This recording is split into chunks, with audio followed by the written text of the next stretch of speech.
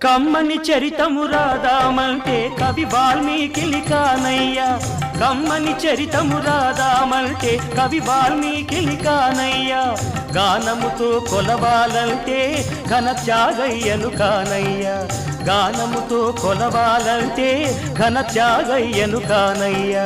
ఆశతో కోవెల కడదామంటే తహసీల్దారును కానయ్యా ఆశతో కోవెల కడదామంటే తహసీల్దారును కానయ్యా ఆఖరికి మనసిద్దామంటే అది ఏనాడో నీదయ్యా ఏమయ్యా ఏమయ్యా ఓ రామయ్యా ఎలా సేవించాలయ్యా నిన్ను ఏమని కీర్తించాలయ్యా ఏమయ్యా ఓ